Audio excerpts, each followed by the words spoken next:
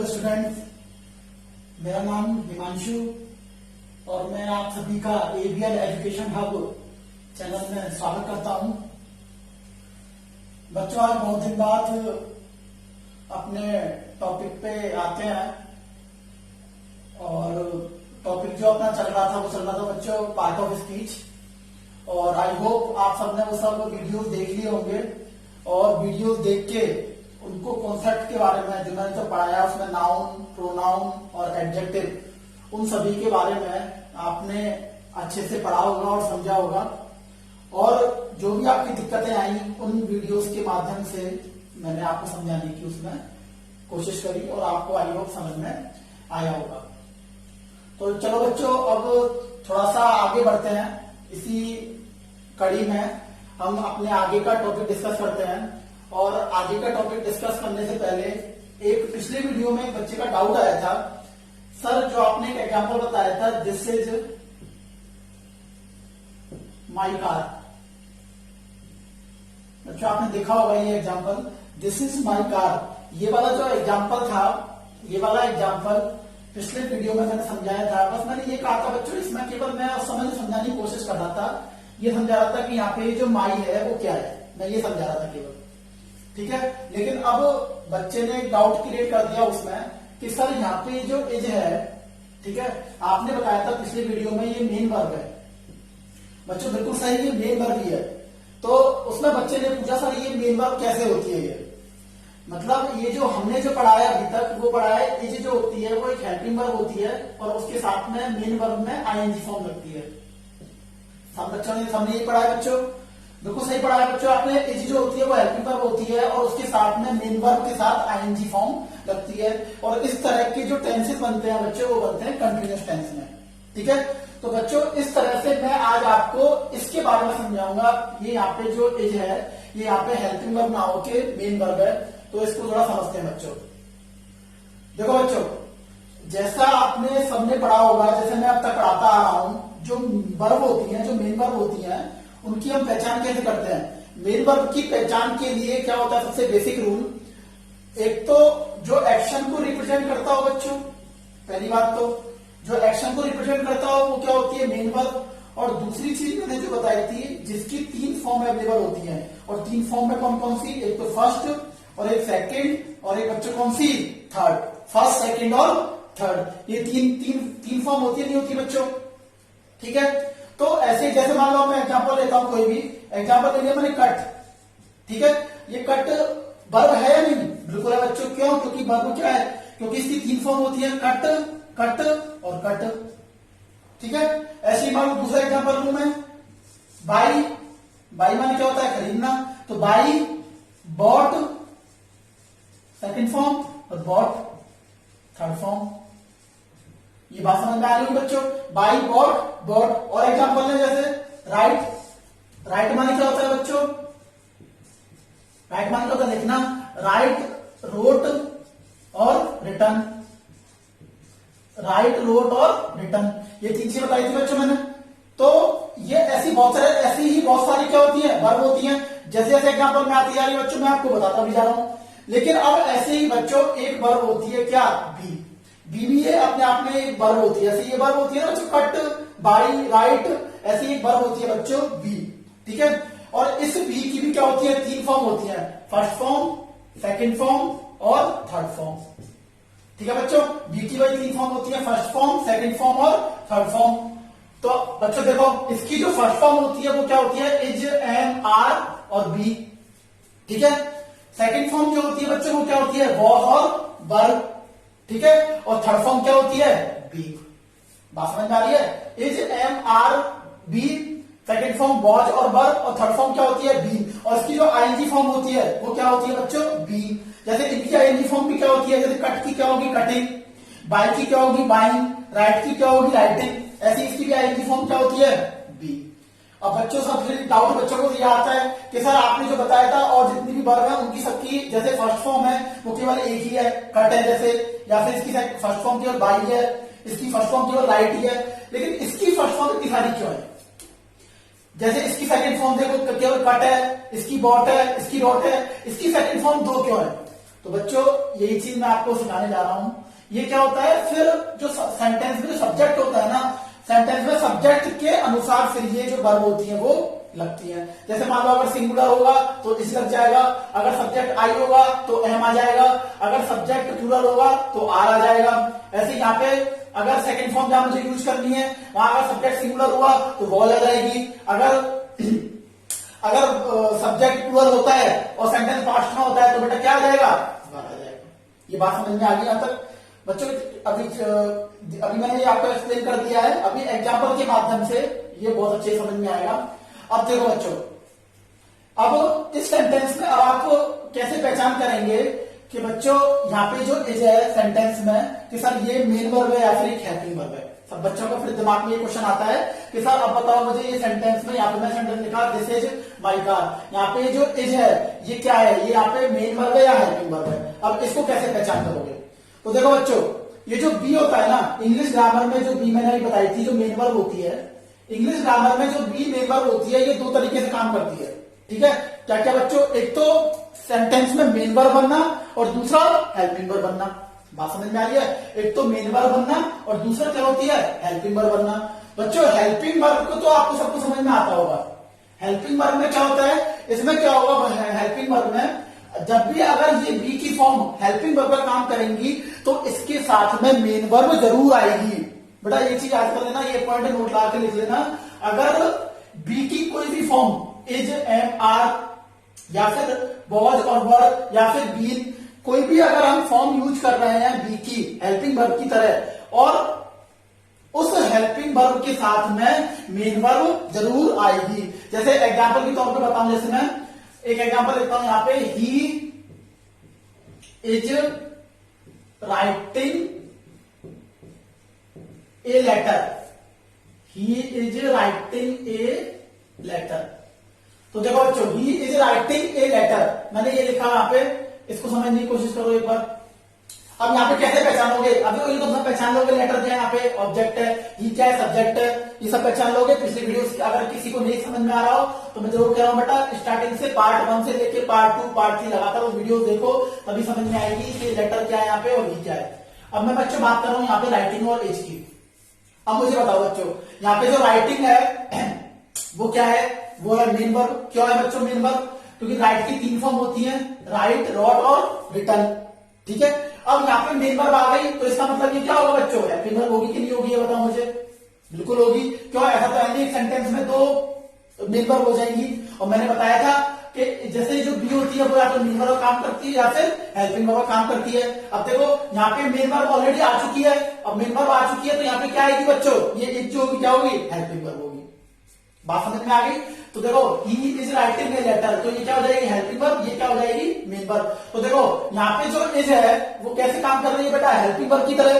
और अगर helping verb की तरह काम कर रही है तो इसके साथ में क्या आ रहा है, मेन वर्ब आ रही है। और मेन वर्ब के साथ में क्या लग रही है, आईएनजी फॉर्म। बात समझ में आ रही है बच्चों? कोई डाउट लग रहा है इसमें? मेरे हिसाब से कोई डाउट नहीं रहेगा बच्चों। अगर डाउट रह जाए इसमें, कोई समझ में नहीं आए तो आप मेरे से कमेंट बॉक्स में कमेंट करके इसके बारे में पूछ लेना कि सर मुझे ये चीज समझ में नहीं आई। ठीक है बच्चों, ये बात समझ में आ गई? तो हेल्पिंग वर्ब के साथ में क्या लगेगा बच्चों, मेन वर्ब जरूर आएगी जब ये हेल्पिंग वर्ब काम करेगा। अब बात करते हैं बच्चों मेन वर्ब की तरह। ठीक है, तो मेन वर्ब की तरह अब समझ जाओगे बच्चों बहुत इसी तरीके से कि मेन वर्ब काम कब करेगी।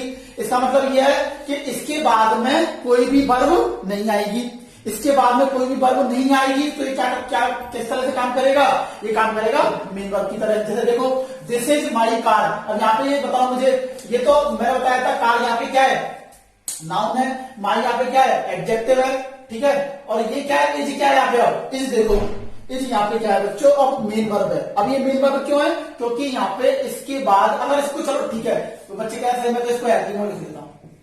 ठीक है, हेल्पिंग वर्ब लिख दिया मैंने। अब मुझे बताओ ये हेल्पिंग वर्ब है तो इसमें मेन वर्ब कहाँ है, बिना मेन वर्ब के सेंटेंस पॉसिबल है क्या बच्चों, नहीं है। जब मेन वर्ब के बिना सेंटेंस पॉसिबल नहीं है तो इसका मतलब यहाँ पे इज जो होगा वो हेल्पिंग वर्ब ना होकर क्या होगा बच्चों, मेन वर्ब होगा। ये बात समझ में आ रही है? अब मेन वर्ब होगा तो देखो बच्चों ये मेन वर्ब है तो कौन सी फॉर्म आ रही है यहाँ पे, फर्स्ट फॉर्म। ठीक है, बी की कौन सी फॉर्म आ रही है, फर्स्ट फॉर्म आ रही है। और अब बच्चों आप पूछोगे सर यहाँ पे इज क्यों लगा, क्योंकि दिस क्या है यहाँ पे, दिस यहाँ पे प्रोनाउन है। और मैंने जब पढ़ाया था ये चीज अभी आगे मैं पढ़ाऊंगा, जो मैंने जो दिस है ये अभी आपको प्रोनाउन की तरह से नहीं पढ़ाया है, अभी ये मैंने अभी आपको एडजेक्टिव की तरह पढ़ाया है। और एडजेक्टिव में जब मैंने डेफिनेशन बताई थी दिस दैट दीज और दोज, तो यहाँ पे दिस जो मैंने बताया था बच्चों ये होता है हमेशा सिंगुलर, होता नहीं होता, ये होता है बच्चों एक वचन होता है। और एक वचन अगर है ये तो इसका मतलब यह है, तो यहाँ पे हेल्पिंग वर्ब कौन सी आएगी, इज। बात समझ में आ गई बच्चों, ठीक है। तो ये मत सोचना, और एम के साथ आती है हमेशा बच्चों आई के साथ, आर के साथ आता है बहुवचन के साथ में। और बी का जो केस है बच्चों ऐसे बनता है, जैसे ये विल बी आपने पढ़ा होगा, शैल बी, ठीक है। ये अभी अपन आगे डिस्कस कर लेंगे, ठीक है। अभी इसके बारे में परेशान मत हो। तो यहाँ पे क्या आ जाएगा, एज आ जाएगा। ये बात समझ में आ गई बच्चों।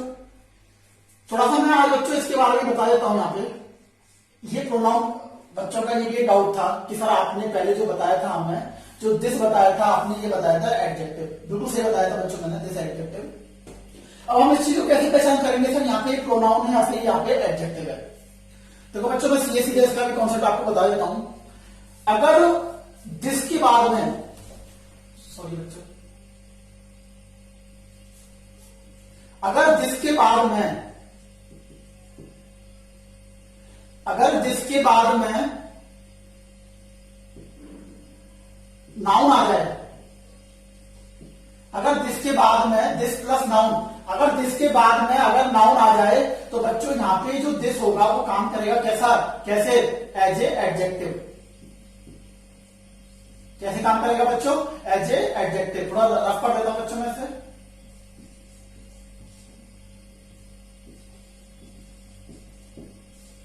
समझो बच्चों दोबारा, अगर दिस के बाद में अगर नाउन आ जाए, दिस के बाद में अगर नाउन आ जाए सेंटेंस में, तो वो सेंटेंस कैसे काम करेगा बच्चों, एज ए एडजेक्टिव। इसमें देखो बच्चों कैसे मैंने बता रखा है आपको, एडजेक्टिव की परिभाषा क्या होती है। एडजेक्टिव की परिभाषा वो होती है मतलब जो किसको क्वालिफाई करता है, नाउन या फिर प्रोनाउन को। अब देखो बच्चों यहाँ पे जो ये नाउन आ रहा है, यहाँ पे नाउन की विशेषता बता रहा है दिस, ठीक है। और यहाँ पे जो दिस है नाउन की विशेषता बता रहा है, तो इसका मतलब ये क्या होगा, एडजेक्टिव होगा। और कौन सा एडजेक्टिव हो जाएगा, डेमोन्स्ट्रेटिव एडजेक्टिव। और इसी के साथ में दिस के साथ में भी दैट, दीज के साथ और दोज के साथ, इन चारों के साथ sorry, this that these those, अगर इन चारों वर्ड के साथ में नाउन आता है, उसके बाद में अगर नाउन आ जाता है तो बच्चों समझ जाना वो क्या होगा, वो होगा एडजेक्टिव, ठीक है। और अगर उसके बाद में अगर नाउन नहीं आता है, मतलब ये केवल दिस लिखा हुआ हो जिस सेंटेंस में, ठीक है, जिस सेंटेंस में सिंपली दिस लिखा हुआ हो या फिर दैट लिखा हुआ हो या दीज लिखा हुआ है और दोज लिखा हुआ हो, उस सेंटेंस में वो कैसे काम करेगा, एज ए प्रोनाउन। और उस प्रोनाउन का भी नाम कौन सा होगा बच्चों, डेमोन्स्ट्रेटिव प्रोनाउन। जैसे उसमें नाम क्या था, डेमोन्स्ट्रेटिव एडजेक्टिव, तो ऐसे इसमें ये क्या काम करेगा, डेमोन्स्ट्रेटिव प्रोनाउन। ये बात समझ में आ गई, ठीक है बच्चों। इसमें कोई डाउट नहीं होना चाहिए। अगर कोई डाउट रह जाए तो बच्चों मेरे से कमेंट बॉक्स में कमेंट करके पूछ लेना, इसके एग्जांपल में और समझाऊंगा आगे, ठीक है बच्चों। ये बात समझ में आ गई आपको। अब देखो बच्चों आगे, इसमें आगे बढ़ते हैं। थोड़ा सा मैं इसके बारे में बता दिया। अभी हम जो टॉपिक चल रहा था वो बी के बारे में चल रहा था, ये समझो। तो मैंने ये तो एग्जांपल लिखे, दिस इज माई कार और he is writing a letter, ये दोनों आपको समझ में आ गया होंगे, ठीक है। अब मैं दूसरा एक एग्जांपल और लेता हूं, उसके माध्यम से आपको समझाता हूं।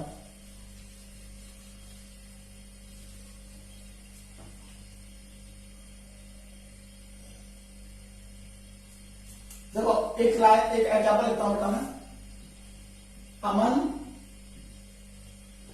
Is singing a song, Aman is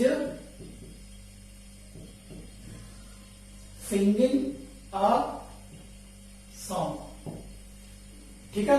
और एक और एग्जांपल लिख दिया बच्चों मैंने, Aman is a teacher, Aman is a teacher. देखो बच्चों मैंने यहाँ पे दो एग्जांपल लिखे आपके सामने, इससे और समझने की कोशिश करो। अमन इज सिंगिंग अ सॉन्ग और अमन इज अ टीचर। अब देखो बच्चों इनमें वही सब चीज पहचाननी है, तो अब मैं आपको वही चीज बता रहा हूँ, दोबारा एक बार समझाने की कोशिश करता हूँ। यहाँ पे इज क्या है और यहाँ पे इज क्या है, बाकी सब लोग आप पहचान लोगे। यहाँ पे सॉन्ग क्या है, यहाँ पे अमन क्या है, ठीक है। इसके बारे में मैं बताऊंगा आगे। देखो बच्चों अब यहाँ पे इज ये क्या है बच्चों, हेल्पिंग वर्ब है, सबको पता लग रही है क्या हेल्पिंग वर्ब होगी है, क्योंकि इसके बाद में क्या आ रही है, मेन वर्ब, ठीक है। और मेन वर्ब आ रही है और मेन वर्ब के साथ कौन सी फॉर्म आ रही है, आईएनजी फॉर्म आ रही है, देख पा रहे बच्चों। मेन वर्ब के साथ आईएनजी फॉर्म आ रही है, नहीं आ रही है? ठीक है, जैसे मैंने आपको बता रखा है बच्चों, यहां पर लिख देता हूं मैं, सिंग जो एक है, सिंग क्या है, एक वर्ब है, सिंग भी एक क्या है, वर्ब है, जैसे बी वर्ब है, कट वर्ब है, बाई वर्ब है, राइट वर्ब है, सिंग भी एक वर्ब है।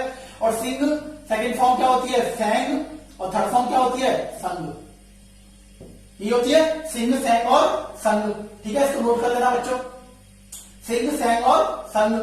अब ऐसे यहाँ पे जो सिंगिंग लिखा है मैंने, यहाँ पे क्या मेन वर्ब है, तो मेन वर्ब है तो यहाँ पे इस क्या हो जाएगी, हेल्पिंग वर्ब। तो बेटा यहाँ पे जो बी की फॉर्म है जो इज, वो किस तरह से काम कर रही है, हेल्पिंग वर्ब की तरह। तो अगर हेल्पिंग वर्ब की तरह काम कर रही है तो इसके बाद में जरूर मेन वर्ब आएगी, और मेन वर्ब अगर जरूर आएगी तो इसका मतलब ये हो गया बच्चों, इसका मतलब ये हो गया कि, इसका मतलब क्या हो गया बच्चों, इसका मतलब ये हो गया मेन वर्ब की तरह अगर काम कर रही है तो इज जो है यहाँ पे क्या आएगा, हेल्पिंग वर्ब आएगी, और सिंग क्या है यहाँ पे, मेन वर्ब। ठीक है बच्चों, ये बात समझ में आ गई। और यहाँ पे ये वाला क्या है सेंटेंस में, ऑब्जेक्ट, और ये क्या है यहाँ पे, सब्जेक्ट। सबको बात समझ में आ गई? ठीक है, अब देखो बच्चों, अब थोड़ा सा हम आगे बढ़ते हैं। मैंने बताया था बी की जो फॉर्म है, बी जो एक वर्ब है वो दो तरीके से काम करती है, हेल्पिंग बनना, एक सेंटेंस में हेल्पिंग वर्ब बनना या मेन वर्ब बनना। अब हेल्पिंग वर्ब का जो एग्जांपल है मैंने बता दिया, अब मेन वर्ब का बात सुनो। अब बच्चों ये बताओ, यहाँ पे जो इज है ये क्या है, यहाँ पे मेन वर्ब है या नहीं है, या हेल्पिंग वर्ब है? बच्चों अगर ये हेल्पिंग वर्ब होती तो इसके बाद में मेन वर्ब जरूर आती, तो इसका मतलब ये मेन वर्ब नहीं है, ये क्या है, ये हेल्पिंग वर्ब है। ठीक है, अगर ये इज हेल्पिंग वर्ब है तो अब बच्चों अब मुझे ये बताओ, अब थोड़ा सा आगे बढ़ते हैं। अब अगर ये जिस सेंटेंस में इज, मतलब इज क्या है यहाँ पे, बी की फर्स्ट फॉर्म, बी की फर्स्ट फॉर्म अगर किसी सेंटेंस में हेल्पिंग वर्ब बनने का काम करे, सॉरी हेल्पिंग वर्ब नहीं है, मेन वर्ब बच्चों, ठीक है, गलती से लिख दिया बच्चों मैंने। तो बी की अगर फर्स्ट फॉर्म मेन वर्ब बनने का काम करे उस सेंटेंस में, तो उस सेंटेंस में उस वर्ब को बोलते हैं बच्चों लिंकिंग वर्ब। क्या बोलते हैं बच्चों, लिंकिंग वर्ब। ये लिंकिंग वर्ब क्या होती है, देखो बच्चों शब्दों से मत घबराओ, बता रहा हूं मैं। लिंकिंग वर्ब, लिंक मतलब क्या होता है, एक दूसरे की चीज को लिंक करना। ठीक है, लिंक करेंगे, कैसे करेंगे लिंक को, एग्जाम्पल समझ में आएगा। तो अगर लिंक करेंगे बच्चों उस सेंटेंस में, ये अगर ये लिंकिंग वर्ब की तरह काम करेगी, बेटा इसका नाम तो क्या है, मेन वर्ब ही है, लेकिन काम कैसे करेगी ये, लिंकिंग वर्ब की तरह। ठीक है, नाम तो इसका मेन वर्ब ही है, लेकिन काम कैसे करेगी, लिंकिंग वर्ब की तरह। कैसे करेगी वो समझो बच्चों। इस तरह के सेंटेंस में बच्चों कोई भी काम नहीं होगा। देखो क्या होता है, जैसे मैंने हमेशा बताया था आपको, वर्ब जो होती है वो हमेशा क्या करती है बच्चों, कुछ ना कुछ काम करती है, कुछ ना कुछ एक्शन करती है। अब यहाँ पे देखो, अमन इज सिंगिंग अ सॉन्ग, यहाँ पे क्या हो रहा है बच्चों, गाने का जो काम हो रहा है, काम किसका हो रहा है, गाने का, मतलब कुछ ना कुछ एक्शन जरूर हो रहा है। ठीक है, अब यहाँ पे जो एक्शन हो रहा है वो किसका हो रहा है, गाने का, और गाने का एक्शन हो रहा है, तो इसलिए यहाँ पे क्या हो गई, ये सिंगिंग हो गई, वो क्या हो गई, मेन वर्ब हो गई। लेकिन इस तरह के सेंटेंस में अमन इज ए टीचर, अमन एक टीचर है। अब ये बताओ इस सेंटेंस में कोई काम हो रहा है क्या, अमन इज ए टीचर, वह एक टीचर है। जैसे मैं एक बार एग्जांपल लूं, Rajni is a doctor, Rajni एक डॉक्टर है। तो अब मुझे ये बताओ इस तरह के सेंटेंस में कोई काम हो रहा है क्या, कोई काम नहीं हो रहा। जैसे मैं बोलता हूं I am a teacher, I am a teacher, तो अब मुझे बताओ इस सेंटेंस में कोई काम हो रहा है क्या। मैंने क्या बोला, मैं एक अध्यापक हूं, इसका मतलब ये हुआ ना बच्चों, इस तरह के सेंटेंस में कोई काम नहीं हो रहा है, और काम नहीं हो रहा है तो बच्चों इस तरह के सेंटेंस में ये जो मेन वर्ब है वो किसका काम करेगी, लिंकिंग वर्ब का। और लिंकिंग वर्ब काम करेगी तो इस तरह के सेंटेंस में कोई भी ऑब्जेक्ट नहीं होता। बच्चों ध्यान देना, इस तरह के सेंटेंस में ऑब्जेक्ट नहीं होता। सब्जेक्ट तो होगा ही, बिना सब्जेक्ट के तो कोई सेंटेंस होता ही नहीं है, सबको मालूम है। ठीक है, तो सब्जेक्ट तो है ही है अमन, लेकिन इस तरह के सेंटेंस में कोई ऑब्जेक्ट नहीं होगा। और ऑब्जेक्ट ना हो के बच्चों एक दूसरा वर्ड इंट्रोड्यूस होता है, उसे बोलते हैं सब्जेक्ट कॉम्प्लीमेंट। क्या बोलते हैं बच्चों, सब्जेक्ट कॉम्प्लीमेंट। बात समझ में आ रही है। तो यहाँ पे जो होगा, ये जो क्या हो गया बेटा, अमन क्या हो गया सब्जेक्ट, और टीचर क्या हो गया यहाँ पे सब्जेक्ट कॉम्प्लीमेंट। अब देखो बच्चों थोड़ा समझो इसको, इस वर्ड को समझ लो एक बार, सब्जेक्ट कॉम्प्लीमेंट। देखो यहाँ पे अमन क्या है, सब्जेक्ट है, कॉम्प्लीमेंट क्या होना है, किसी की प्रशंसा करना है, किसी के बारे में बताना, ये तो होता है बच्चों। अब देखो अमन इज ए टीचर, उसने क्या किया, अमन के बारे में बताया है इसमें थोड़ा। अमन अपने आप में सब्जेक्ट है, ठीक है, अमन एक कोई आदमी है, और अमन क्या है, वो टीचर है, तो उसकी विशेषता बता रहा है नहीं बता रहा, उसके कॉम्प्लीमेंट बता रहा है नहीं बता रहा, इसलिए यहाँ पे क्या हो जाएगा, सब्जेक्ट कॉम्प्लीमेंट। बात समझ में आ रही है। जैसे आप गणित में कॉम्प्लीमेंट्री एंगल पढ़ते हो नहीं पढ़ते बच्चों, जैसे कॉम्प्लीमेंट्री एंगल है, अगर मैं कहता हूं यहाँ पे ये जो एंगल ए और एंगल बी आपस में कॉम्प्लीमेंट्री है, ठीक है, और कॉम्प्लीमेंट्री में है, अगर एंगल बी दे दिया, यहाँ पे क्या दिया है, एंगल बी दे दिया 40, और मैं कह रहा हूँ ए और बी आपस में कॉम्प्लीमेंट्री एंगल है, ठीक है, कॉम्प्लीमेंट्री एंगल है, तो इसका मतलब ए कितना होगा, 50 डिग्री होगा कि नहीं होगा, क्यों होगा, 90 में से 40 गया तो कितना बचेगा, 50। पूरा कोण की परिभाषा क्या होती है, कॉम्प्लीमेंट्री एंगल की परिभाषा क्या होती है, दोनों कोणों का योग कितना होता है, 180, इन दोनों के मतलब इसके बिना ये अधूरा है और इसके बिना ये अधूरा है, ये तो बता रहा है कॉम्प्लीमेंट्री एंगल में, ठीक है, कॉम्प्लीमेंट्री एंगल और पूरक कोण, अगर ये 40 डिग्री तो ये कितना हो जाएगा, 50 डिग्री। हाँ, अगर मान लो इस एंगल को मैं बोल देता हूँ 40 डिग्री और मैं ये नहीं बोलता हूँ ये दोनों आपस में पूरक है, तो आप कह सकते बच्चे ये 50 डिग्री होगा, नहीं कह सकते बच्चे, ये कितना भी हो सकता है, हमें क्या पता, 10 भी हो सकता है, 20 भी हो सकता है, 30 भी हो सकता है, पर लेकिन मैंने ये बोल दिया यहाँ पे ए और बी आपस में क्या है, पूरक कोण है, तो इसलिए ए कितना हो जाएगा, 50 डिग्री। बात समझ में आ रही है?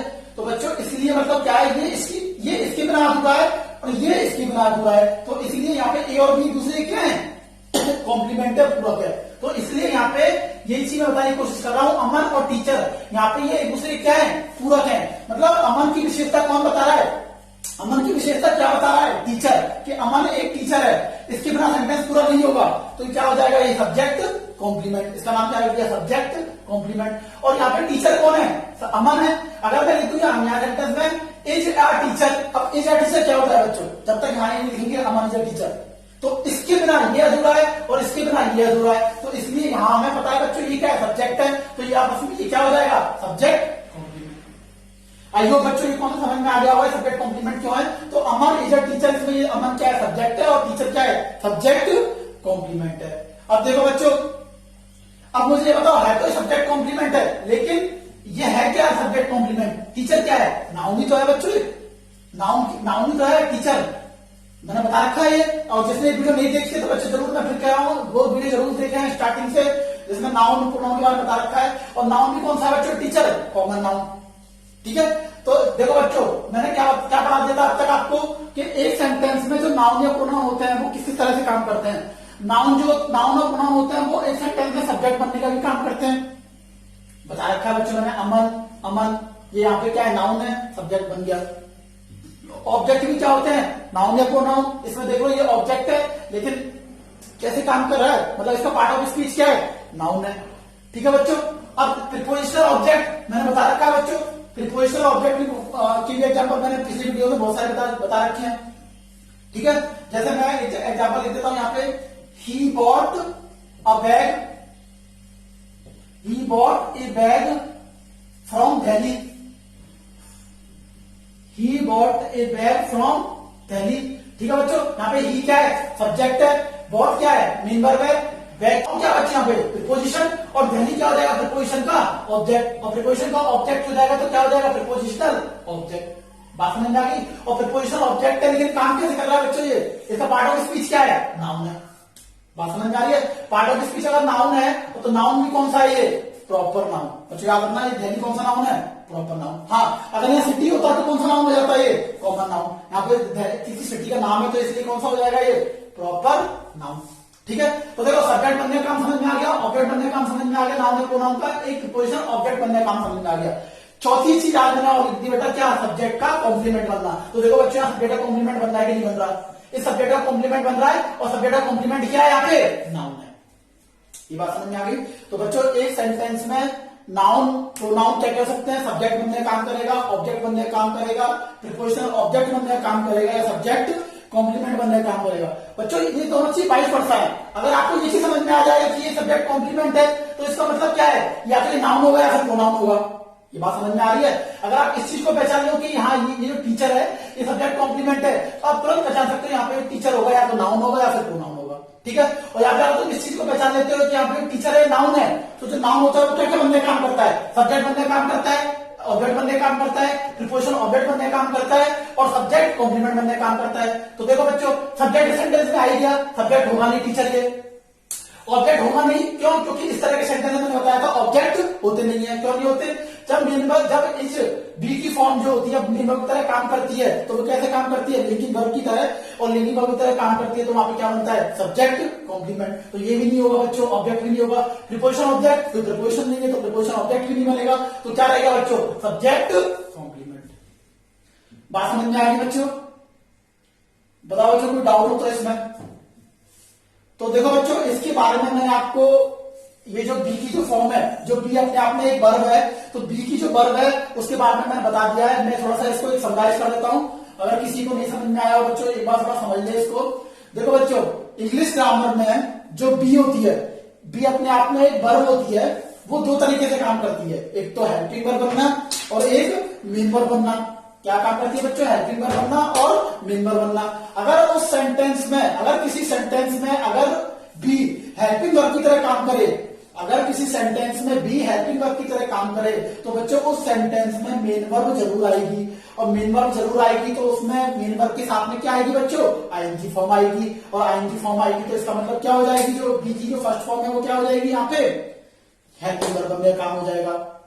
दूसरी बात, अगर ये बी की बात उस बी अगर सेंटेंस में हेल्पिंग वर्ब की तरह काम ना करके किसकी तरह काम करे, मेन वर्ब की तरह काम करे, ठीक है। अब कैसे पहचानोगे मेन वर्ब की तरह काम कर रही है, वही सिंपल सी बात है, अगर हेल्पिंग वर्ब की तरह काम नहीं कर रही है तो किसकी तरह काम करेगी, मेन वर्ब की तरह काम करेगी, और मेन वर्ब की तरह काम करेगी तो बच्चों वहां पे क्या होगा, वहां पे ऑब्जेक्ट प्रेजेंट नहीं होगा, और ऑब्जेक्ट प्रेजेंट नहीं होगा तो वहां पे केवल क्या प्रेजेंट होगा, वहां पे क्या होगा, सब्जेक्ट कॉम्प्लीमेंट। और सब्जेक्ट कॉम्प्लीमेंट समझ में आ गया बच्चों को, सब्जेक्ट कॉम्प्लीमेंट क्या है, सब्जेक्ट कॉम्प्लीमेंट क्या होता है बच्चों, जो सब्जेक्ट को कॉम्प्लीमेंट करता है, ठीक है। तो वहां पे सब्जेक्ट कॉम्प्लीमेंट प्रेजेंट होगा, और ये जो वर्ब मेन वर्ब जो काम करेगी, इसका बेटा बच्चों है ही मेन वर्ब ही है, लेकिन इसका काम बस ये हो गया कि लिंक करने का काम कर रहा है, मतलब अमन जो है वो टीचर को लिंक कर रहा है, ठीक है।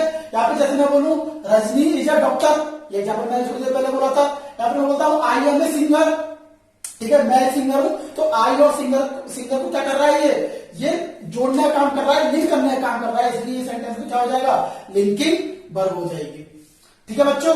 आई होप आपको ये वीडियो समझ में आ गई होगी, ये बी का कॉन्सेप्ट आपको समझ में आ गया होगा। अगर बच्चों किसी को किसी तरह का कोई डाउट हो इसमें, तो आप मेरे को कमेंट बॉक्स में कमेंट करके पूछ सकते हो, और अगर पीछे और अगर कुछ किसी भी समझ में आई तो आप वीडियो को रिवाइव करके और आप देख सकते हो और उसको चीज को समझ सकते हो, ठीक है बच्चों। आज के लिए बस इतना ही। आई होप आप सभी घर में सुरक्षित होंगे, अपने परिवार, घर का और खुद का, अपनी सेहत का अच्छे ध्यान रख रहे होंगे। और बच्चों ये समय थोड़ा सा अभी अपना कठिनाई का समय चल रहा है, कोरोना की वजह से बहुत परेशानी सबको उठानी पड़ रही है, तो आप घर में रहें और घर से बाहर ना निकलें, और ज्यादा से ज्यादा पढ़ाई पे ध्यान दें। धन्यवाद बच्चों।